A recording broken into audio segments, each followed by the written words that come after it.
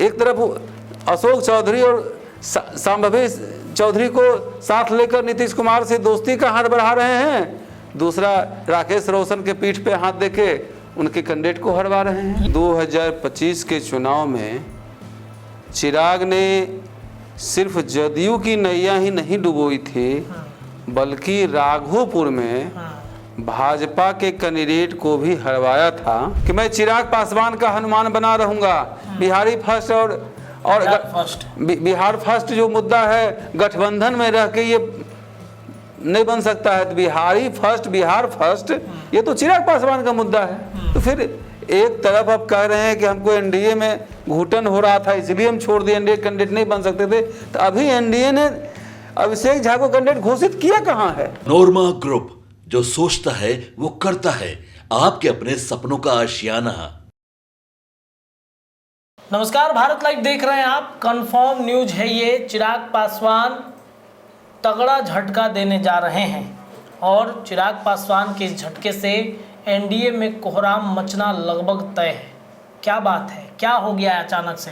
तमाम विषयों पर चर्चा करने के लिए हमारे साथ आज बिहार के वरिष्ठ पत्रकार आलोक सर जुड़ गए हैं। इनसे बातचीत करेंगे कि सर, चिराग तगड़ा झटका देने वाले हैं, क्या हो गया है? देखिए, आपने देखा होगा कि 2025 के चुनाव में चिराग ने सिर्फ जदयू की नैया ही नहीं डुबोई थी, बल्कि राघोपुर में भाजपा के कैंडिडेट को भी हरवाया था और राजद को, तेजस्वी यादव को जिताया था जी।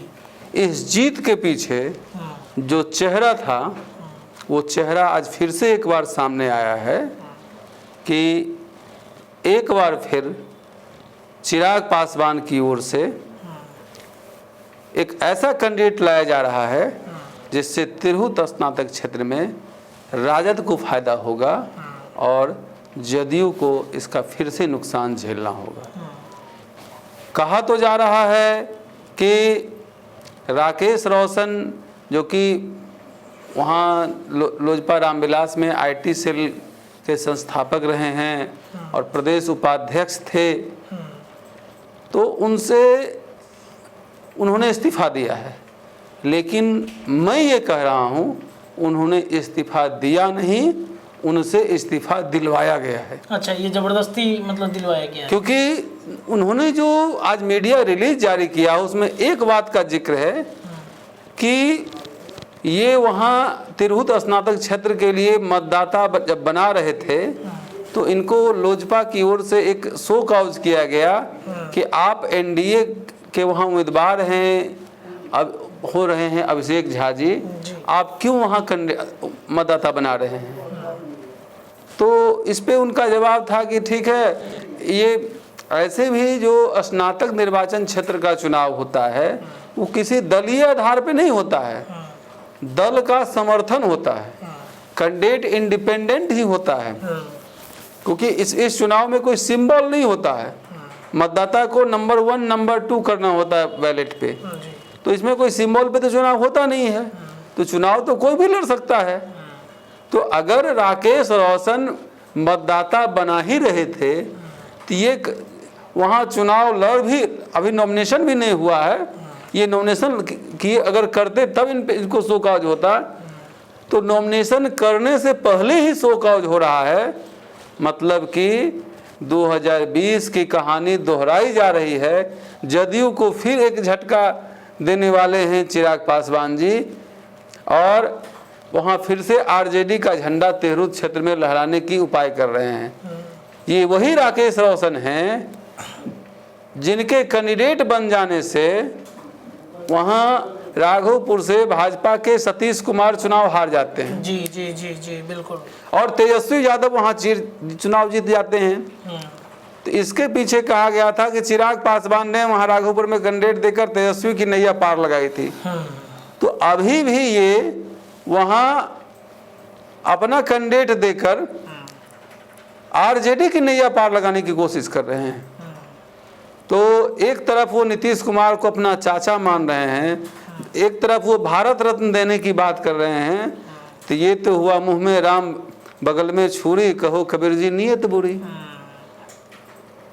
एक तरफ अशोक चौधरी और संभवी चौधरी को साथ लेकर नीतीश कुमार से दोस्ती का हाथ बढ़ा रहे हैं, दूसरा राकेश रोशन के पीठ पे हाथ देके उनके कैंडिडेट को हरवा रहे हैं। लेकिन सर उन्होंने तो कहा है कि हम लड़ना चाहते हैं, लेकिन उनकी पार्टी की तरफ से एनडीए में रहने के बाद कोई मतलब दावेदारी नहीं बन रही है, इस वजह से हम पार्टी छोड़ के लड़ रहे हैं। उन्होंने ये भी तो कहा है कि मैं चिराग पासवान का हनुमान बना रहूंगा, बिहारी फर्स्ट और बिहार फर्स्ट जो मुद्दा है गठबंधन में रह के ये नहीं बन सकता है, तो बिहार फर्स्ट ये तो चिराग पासवान का मुद्दा है।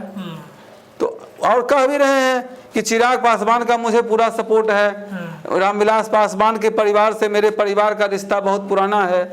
तो फिर एक तरफ अब कह रहे हैं कि हमको एनडीए में घुटन हो रहा था इसलिए हम छोड़ दिए, एनडीए कैंडिडेट नहीं बन सकते थे। तो अभी एनडीए ने अभिषेक झा को कैंडिडेट घोषित किया कहाँ है?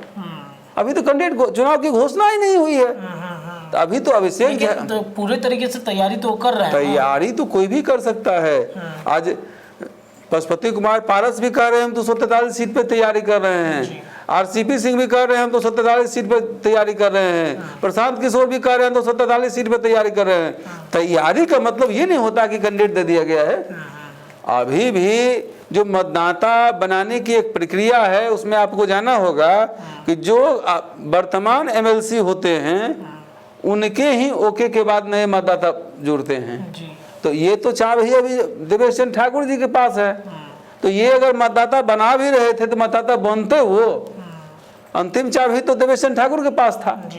तो इसलिए ये कुछ नहीं है, ये 2020 के तरह 2024 में भी चिराग पासवान एनडीए को झटका देने वाले हैं और नीतीश कुमार से अपनी पुरानी खुन्नस निकाल रहे हैं और इसके अलावा कुछ नहीं है। आप देख रहे होंगे, आप थोड़ी से इस मामले से इतर होइए, आप देख रहे हैं कि राष्ट्रीय लोक जनशक्ति पार्टी का बंगला छीना जा रहा है, लेकिन आप एक तरफ देख रहे हैं नीतीश कुमार कैबिनेट का डिसीजन लेते हैं कि किसी भी पार्टी को के दफ्तर को अब नवीनीकरण की जरूरत नहीं होगी जी।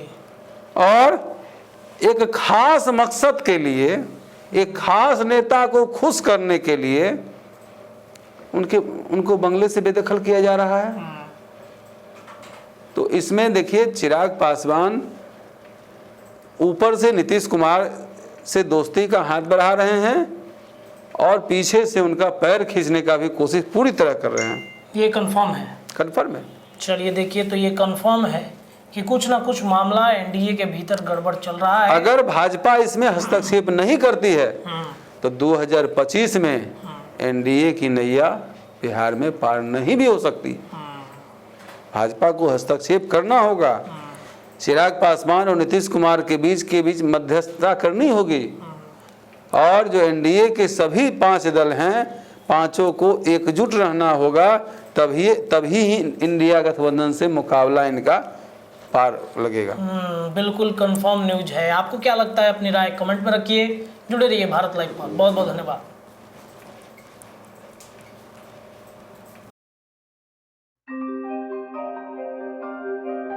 आपके सपनों को हमने सजाया है, ई होम्स पैनोरामा को हमने बनाया है। ई होम्स मेरा एक सपना था जिसपे मैं पिछले 4 साल से काम कर रहा था।